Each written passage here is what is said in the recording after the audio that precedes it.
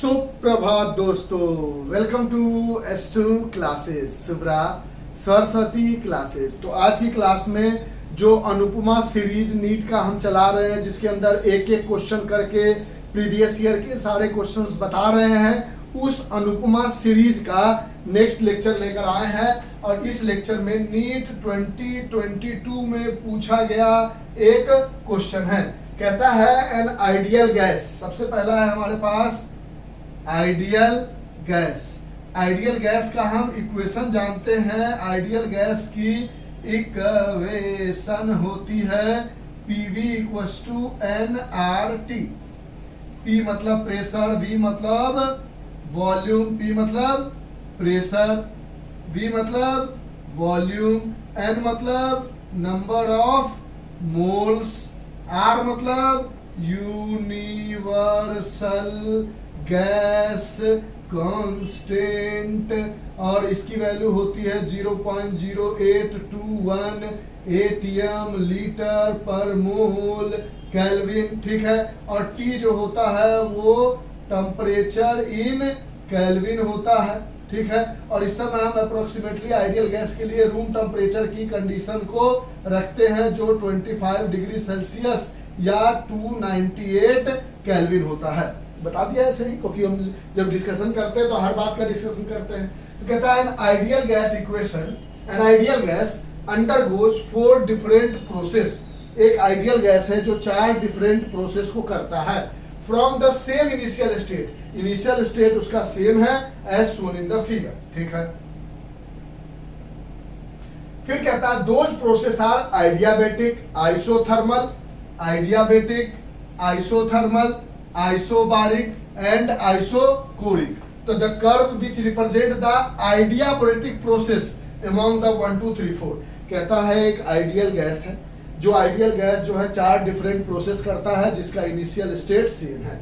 ठीक है, जिसके अंदर 4 डिफरेंट प्रोसेस है, आइडियाबैटिक, आइसोथर्मल, आइसोकोरिक, आइसोबारिक, और उस चारों का ये ग्राफ बना के दे दिया गया है। अब आपसे पूछ रहा है बताओ इसमें से कौन सा ग्राफ आइडियाबैटिक का है, पहला वाला या दूसरा वाला या तीसरा वाला या चौथा वाला। तो सबसे पहले सबका मतलब समझ लेते हैं। आइडियाबैटिक का मतलब होता है कि there is no change in heat, यानी नो एक्सचेंज ऑफ हीट। जहां पर एक ऐसा प्रोसेस, अगर मान लो कोई एक सिस्टम लेते हो, इससे ना तो हीट बाहर जाए और ना ही हीट अंदर आए, यानी हीट का एक्सचेंज ना हो, टेम्परेचर बढ़ता रहे लेकिन हीट का एक्सचेंज ना हो, उसको आइडियाबैटिक कहते हैं।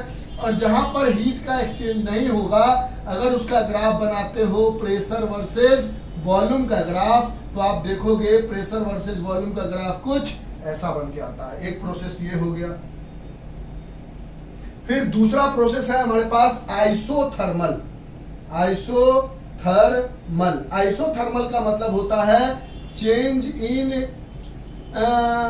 टेम्परेचर इज 0, यानी no change in temperature, no change in temperature. समझेंगे, आइडियाबैटिक में और आइसोथर्मल में थोड़ा अंतर है। आइडियाबैटिक में जो हीट का चेंज होता है वो 0 होता है, यानी हीट का एक्सचेंज नहीं होता है। ना तो किसी सिस्टम के अंदर हीट आता है और ना ही किसी सिस्टम के अंदर हीट बाहर जाता है। अगर इस सिस्टम को आप गर्म करोगे तो इसका टेम्परेचर बढ़ता चला जाएगा, लेकिन इससे हीट बाहर नहीं जाएगा। और आइसोथर्मल का मतलब होता है जहां पर टेम्परेचर को चेंज नहीं करना है, चेंज इन टेम्परेचर 0 है, यानी नो चेंज इन टेम्परेचर। और इसका भी ग्राफ अगर आप बनाते हो प्रेशर वर्सेस वॉल्यूम का ग्राफ, तो वो कुछ ऐसा कर्व लाइन बन के आता है। ठीक है, तो ये हो गया आइसोथर्मल प्रोसेस। फिर नेक्स्ट प्रोसेस है हमारे पास आइसोबारिक प्रोसेस। आइसोबारिक का मतलब है नो चेंज इन प्रेशर, यानी चेंज इन प्रेशर इज 0, यानी कांस्टेंट प्रेशर। ठीक है, आइडियल गैस का इक्वेशन मिटा दे, लिख लिया होगा, लिख लो, ऐसे ही बता दिया, इसमें इसका इस्तेमाल नहीं था। समझो, यानी आइसोथर्मल का सीधा सीधा मतलब हुआ कांस्टेंट टेम्परेचर। अगर बच्चों की तरह समझे तो आइसोथर्मल मतलब कांस्टेंट टेम्परेचर। आइडियाबैटिक का मतलब कांस्टेंट हीट, यानी हीट का कोई चेंज ना हो, यानी चेंज इन हीट जीरो हो जाए, चेंज इन टेम्परेचर जीरो हो जाए। आइसोबारिक का मतलब चेंज इन प्रेशर जीरो हो जाए, यानी कांस्टेंट प्रेशर हो। अब अगर इसका आप प्रेशर वर्सेस वॉल्यूम का ग्राफ बनाओगे तो प्रेशर चेंज नहीं हो रहा है, भले वॉल्यूम चेंज हो जाए, तो ये एक सीधी लाइन बन के आएगी कि वॉल्यूम तो चेंज हो रहा है हर जगह लेकिन प्रेशर वही है। तो ये हो गया हमारे पास आइसोबारिक प्रोसेस। और लास्ट है हमारे पास आइसोकोरिक प्रोसेस। अब आइसोकोरिक प्रोसेस का मतलब होता है नो चेंज इन वॉल्यूम, यानी वॉल्यूम में कोई चेंज ना हो, यानी कांस्टेंट वॉल्यूम।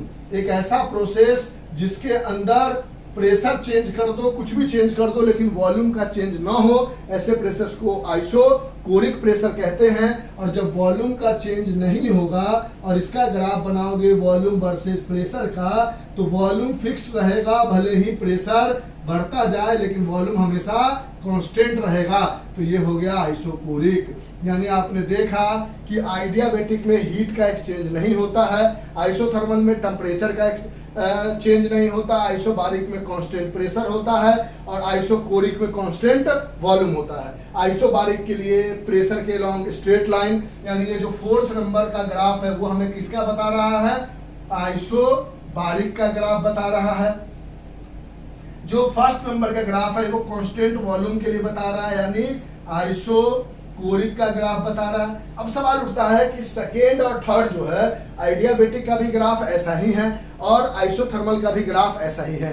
तो आइडियाबैटिक और आइसोथर्मल दिया जाए तो याद रखना है कि जो ज्यादा टिल्टेड हो इज द आइडियाबैटिक, यानी ग्राफ सेम बनता है लेकिन जो ज्यादा टिल्टेड होता है वो आइडियाबैटिक का और जो थोड़ा उससे कम टिल्टेड होता है वो आइसोथर्मल का। यानी अगर इसको थोड़ा सा सही से बनाए तो ये ज्यादा टिल्ट करेगा, मतलब ऐसे जाके पूरा नीचे तक जाएगा, और इसको देखोगे तो थोड़ा कम टिल्ट करेगा। यानी आइडियाबैटिक का ग्राफ और आइसोथर्मल का ग्राफ एक जैसा होता है, लेकिन जो ज्यादा नीचे तक टिल्ट करे वो आइडियाबैटिक, उससे ऊपर आइसोथर्मल। तो दूसरे वाले ऑप्शन में है कि second number graph shows the adiabatic process. तो ये कहानी समझ ली, आइडियल गैस की इक्वेशन समझ ली, और इस तरह से नीट 2022 और ये cut to cut question states of matter, इस क्वेश्चन को अगर आप चेक करोगे क्लास 11th के स्टेट ऑफ मैटर चैप्टर में तो आप देखोगे ये कट टू कट एनसीईआरटी से पूछा गया क्वेश्चन है। तो इसका जवाब हो गया कि आइडिया 2 नंबर का जो ग्राफ दिखाया गया है वो आइडियाबैटिक का है, क्योंकि आइसोथर्मल और आइडियाबैटिक का ग्राफ एक जैसा होता है, बस जो ज्यादा टिल्टेड होता है वो आइडियाबैटिक, थोड़ा कम टिल्टेड होता है वो आइसोथर्मल।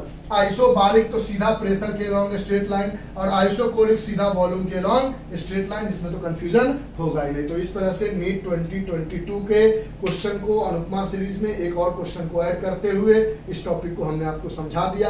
अगर आपको आता था तो ठीक, नहीं आता था तो ये आपका रिवीजन हो गया, और आप चाहो तो बुक में क्रॉस चेक कर सकते हो, स्टेट्स ऑफ मैटर में ये क्वेश्चन दिया गया है। तो आज के लिए इतना ही, bye, have a nice day, enjoy, take care, stay home, stay safe. कोई भी डाउट हो तो मेरा कमेंट सेक्शन आपके लिए हमेशा से खुला हुआ रहता है, आप पूछ सकते हो। तो बाय, अनुपमा सीरीज का एक और क्वेश्चन को कंप्लीट कर लिया हमने और आपने भी। Bye, thank you sir, okay.